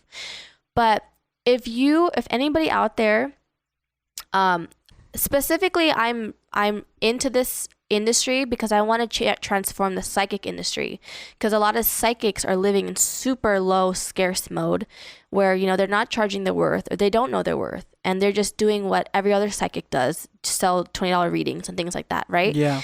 Tarot card readings. Exactly. So how can I'm trying to pave the way to show them that this world is so abundant, and we have so much self-worth, and we're worthy of whatever that we want to do. But how do you do that if you don't think big? You got to build an app. Psychic readings from your phone. No. You know, there's so many different ways. Like there's instead of doing readings, for me, I do high ticket selling. So I create packages and programs from what I do, and I have my online business, and I make great money up from it. So it's the same thing. Like when people can find all the different ways to make money, like the skills. Yeah. That money makes life easier. Yeah, it's definitely a tool. It doesn't make happy, but easier. A lot of people think that when you start monetizing something, it loses its genuineness. Like, oh, you're a great photographer, but what do you charge so much? Well, it's because I need to keep myself afloat. And also, I'm not, like, for example, somebody says, like, why do you charge $300 for a photo shoot? Well, or like, let's bring it back to weddings, right? Why is a wedding photographer, why do they charge $3,000? Well, because think about it. It's literally one of them. Well, first of all, their work is amazing if they're charging that much, but it's also because there's one of them. There's only so many gigs they can do in a year, right? They have to pay themselves a salary. And there's overhead. Maybe I only shoot your wedding for 8 hours, but what about the 2 weeks of editing, post-production that I'm gonna have to spend doing, or if I have to hire somebody to do that for me because I don't have enough time. Plus, just the creativity. Yeah, that's something you can't. Nobody can just have creativity. Right. It's like. Right. It's like certain cycles. But it's like you said, like everybody, needs to make money, and and the thing is, when you have enough money of it, you can fulfill your purpose without having to worry about selling yourself short. Exactly. Right? I just also think, like, it's going back to what you were saying. Like, people see it as the root of all evil, which it's everything I think in this earth is... The love of money. Balanced. Yeah. The greed, the obsession. But I think if you use it as a tool, it can be the greatest thing on planet Earth. Yeah, it can feed 1 billion people with $1 billion, right? So there's a lot... It goes back to people's self-worth and self-value and, and... be getting brave. Stop being selfish. Go out. There's so many ways to make $1 million. There's so much ways to make money, but you're only focused on one channel of how to do that. Right. So you have to continue doing your research and wealth education. Like there's not a lot of people even know how to generate wealth, like generational wealth. How do you do that? Okay. Well, there's a lot of ways to do that. And, the number one thing that I just got into with my family, I'm learning right now because everything is learning, right? Well, how do I be a billionaire if I don't put into motion acting like one already. Right. So I asked the universe, like, hey, I how do I do this? And guess what? It brought me an opportunity. It brought me an opportunity to this one lady named Laurel Langmeyer. And she's a spiritual money. She's a millionaire mentor. Like, she's known across a lot of people. And so her opportunity came through a friend in another program that I'm in. She's like, hey, I think you would really like this. So my husband and I go there, and she teaches how to generate passive income and create the actual triangle of like actually making sure that you're consistently generating it, and also how do you do it and pass it down to your generation, right? Like, if I died tomorrow and I had $1 billion today, how am I going to give that to my family? Because if I die, that's all that money. If I don't do anything about that situation, that gap, it's going to go to the government. It's going to go to the state. And then my family's left with shit. Really? When you die, all your money goes to the government and the state. So you have to write a will? You have to. You have to write a will. You have to have a trust. I never knew what happened if you didn't do it. I never thought about that too. And what if somebody dies with $200 in their bank account? Boom. Automatically. But can I write on a little piece of paper right here, right now, and be like, all my money goes to my No. mom? I'm pretty sure you gotta get notarized. You have to get it notarized? Is it notarizer? Is that what it is? Think about this. This is divine timing, because you guys are wanting success so bad, and you're trying to find all the avenues to get it. And here's the information that I'm giving you to do this. Yeah. So if you want to look her up, you should. Her name's Laurel Langmeyer. And basically, the service that does it is, it's called, there's a lot of, what's it called? It's called a Roth IRA. Oh yeah, we just talked about this. We had a financial planner on See? the podcast a couple weeks ago. Yeah. We learned so much, even after the podcast. Like, cause we try to limit these to like an hour, 2 hours. But we must have stayed another hour and a half just talking to the guy afterwards. Like, and because we're both freelancers, we do photo and video, and he was telling us like, oh, you guys should be doing this. This is how your money gets taxed. It just made us a little angry, just how like they never teach you this in school. They never taught us this in school. So are you doing it? Are you gonna do it? I'm doing it soon. Perfect. Yeah. And that's all. And so just this out, like, you guys have this knowledge now. Fucking just keep spreading it out. Yep, that's all I'd be doing now. I'm like, oh yeah, you should get one, and I haven't even done it yet. Talking about spreading things outwards. Do you believe in curses? Yeah. Yeah. No, I don't, for myself. Right. But could you cast a curse on somebody if you wanted to? You wouldn't want to, right? I wouldn't want to, but people do with intention, and the only way that someone could receive a curse is actually if they believe in it. Okay. See, that's funny you would say that, because people always talk about hauntings and haunted houses and demons and all that stuff. But I don't know where it was that we heard this, but it was somebody mentioned that like people who generally get, demons or haunted, or, they get taken over by some kind of dark spirit or whatever, they're usually pretty weak-minded. And they allow themselves, they allow themselves to bring that energy in, which is why I'm pretty confident that even if this house was haunted, I'm pretty good, because I don't believe in that kind of stuff. So it's like, even if I think something weird's going on, I don't give myself that opportunity to think, oh, something's gonna kill me right now. Right. You know what I mean? Like, unless somebody broke in my house, it's gonna freaking be tortured in hell with me, from me. Yeah. You know what I mean? Like, if to have that kind of mindset. But you know what? It's like, okay, I have clients who are mediums, and I teach them how to protect themselves against those other kind of energies and vibrations. So I have my spiritual team, my angels and my guides, like, they have a freaking like gold gate like put up for me in that spiritual realm. So say if I'm knowing information about you, or if I know information about other people and who crossed whatever, they're talking to my guides, and my guides are relaying the message to me. And I say like, oh, I'm saying it like I straight up talk to them, but no, I don't, because it doesn't match my energy field, but I can retrieve the information. Right. It's like being human, but like on another dimension. I have to ask you, are there any spirits in this house? There's one. There's one? Mm-hmm. I knew it. Okay, you know what? It's funny because I was prepared for you to be like, oh yeah, there's a ton of them. But when you say there's one. Just one. Okay. That's the one that be calling our names. Yeah, probably. Are you able to... It's a joking... It's a humorous spirit. Okay, yeah, for sure. Very humorous. Yeah, because me and Chuck, we mess with each other a lot, and it messes with us sometimes too. Yeah, it's just... he's kind of humorous and he's kind of sad. It's a he. He's sad because did he die in this house? He died on the land under the house. The land under the house? Yeah. Like he's buried under the ground? He like around this area, like he was here. Okay. And you know, okay. Like a long time ago, you mean? You know, like the mafia days when they go drag out bodies across the desert. Yeah. Like these would be areas for bodies to be around. Like entire Las Vegas is burial grounds. You know what I mean? Damn, that's true, huh? Because Vegas was a mafia stomping ground before it became the. It probably still is. Probably, but now they go out to like the flatbeds. Now they're government beds, people. dry lake beds. Yeah. Yeah. So he's Do you know his name? Trevor. Trevor the spoopy ghost.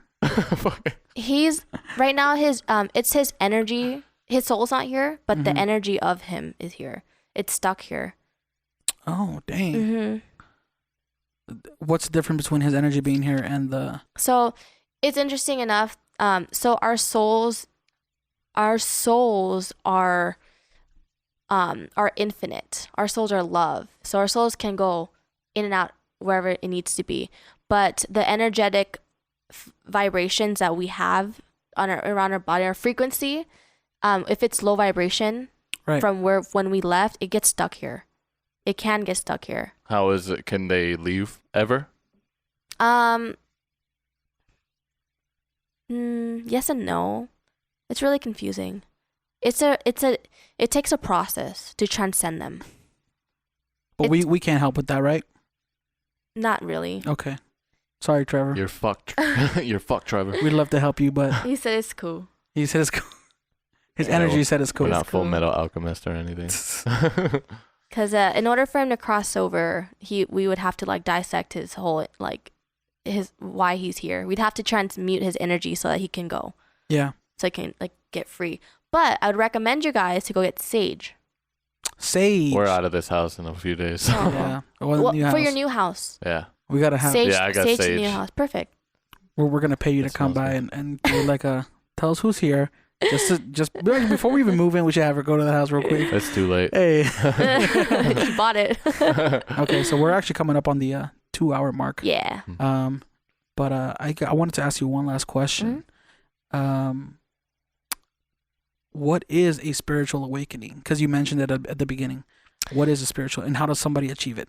A spiritual awakening can happen many ways. It is essentially a change of personality, a change of it's a mental change. Like if you want to become better, if you're on like a personal like growth, like journey, then you can reach it in that way, and you're just changing. Or it can be like a soul awakening. Or just a spiritual awakening. So soul awakening is what I did, what I went through. Like it was an energy. Like I just felt like I don't belong here. Like my soul was being cringed, and like I needed to change. So it wasn't it wasn't based on your decisions. It just happened to you. I think it was beginning. I was starting to reach a place of stagnant. Okay. And then when I surrendered and asked God to help me change, that's when I awakened. Yeah. I was like becoming more into my knowing. Yeah. And so during that moment, my husband let me stay home and meditate for 10 months. 10 hours a day I was meditating for those 10 months consecutively. Shout out to your husband. I know. Thank you. And finally, I'm trying to retire him out of nursing from this, from my career. So it's not a lot of, I don't know. I became a monk. That's all I can say. Right. Oh, 10 months is crazy. Yeah. It was like crazy. really I can't meditate for 10 freaking minutes. My body, I'm telling you, my physical body was getting fucked up, dude. Like I'm a fitness person, and like my body was like, my sacral chakra was, my hips and everything. I couldn't bend over. I couldn't sleep down because I was just having so much like physical deterioration because I wasn't doing anything. I was just like laying down or sitting up or, doing nothing. We didn't have anything in our apartment. No furniture, only a bed and internet. That's all you need. That's all I need. Shit. Yeah. You got fast food everywhere. You gotta do what you could, But essentially, that's what happens. Is just you just get onto a new knowing, a new perception of the world and who you are, and you start seeing people different. Yep. Okay. Yeah. And lastly, do you have any advice for anybody out there who's listening right now? Angels, what would you guys like me to share with the audience? Keem says hi. Want to become your greatest version of yourself. That's it.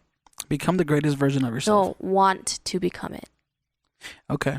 You need to want to become it in order for it to start becoming it. Mm-hmm. That's some good advice. Mm-hmm. Yeah, okay, pretty much wraps it up, man. Thank you, Cheyenne. We're going to go ahead and put all your information down in the description down below for the iTunes, for Spotify, YouTube, all that stuff. But you want to let people know where they can find you? Oh, yeah. You guys can find me on Instagram, Cheyenne.Bumagat. And then you can find me on Facebook, Cheyenne Bumagat.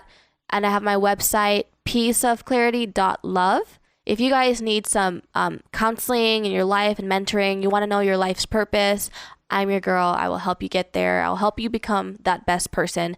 But before you come to me, you're going to need to want to become the best person first. Okay. There you go. Nice. There you go. Hit up Cheyenne and get woke, y'all. Thank you guys for tuning in, and we'll catch you guys in the next episode Thank you so much. of the morning dinner. Every time I come in the kitchen, you in the kitchen. In the goddamn refrigerator. I sure am hungry.